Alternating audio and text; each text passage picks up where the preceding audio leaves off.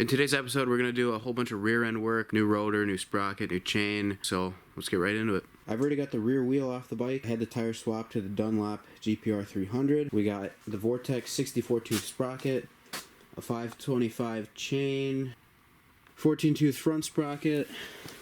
There's the big 310 SS-MOTO rear rotor, and then the handbrake bracket, which is in here.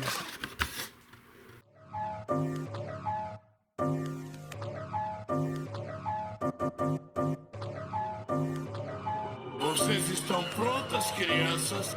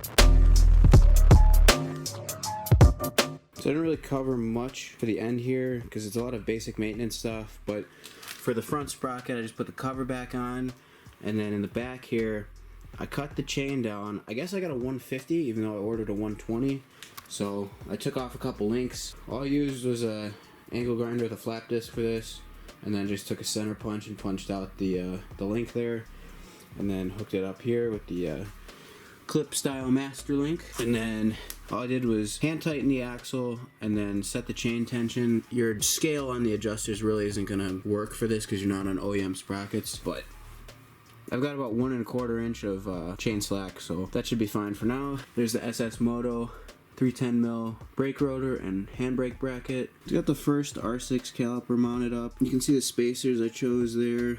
Basically in this pack, they're the thinnest ones in there, these guys. That's what I use for the R6 caliper for a spacer. Get 2 of them on there like that.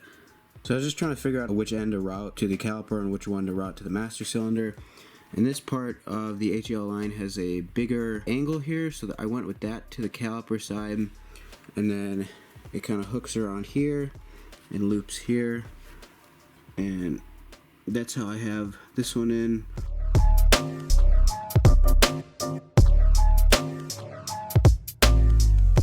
This is how the routing is. It kind of comes back here, and then underneath the subframe, the bigger angle I'm putting on the caliper side, and then coming around like that.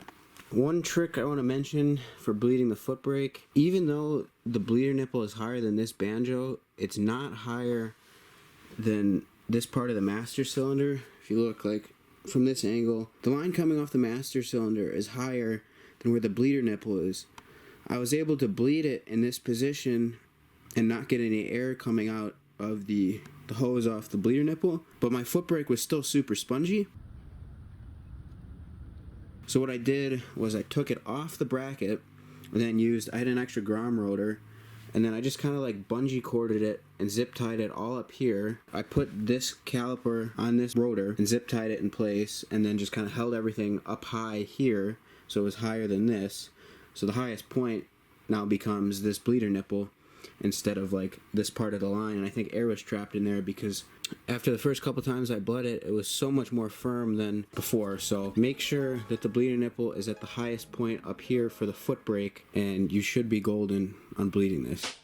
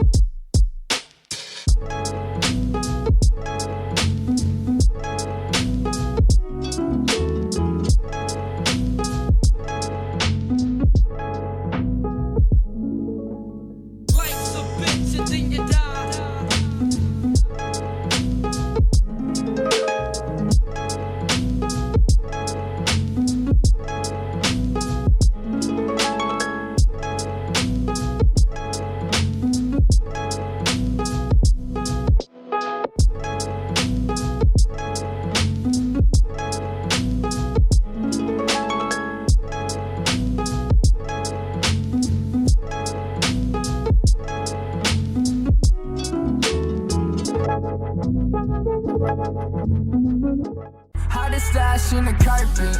Yeah, we trapping out apartments. I ain't done when you start shit. To be honest, lit the flame in my heart, gotta spark it.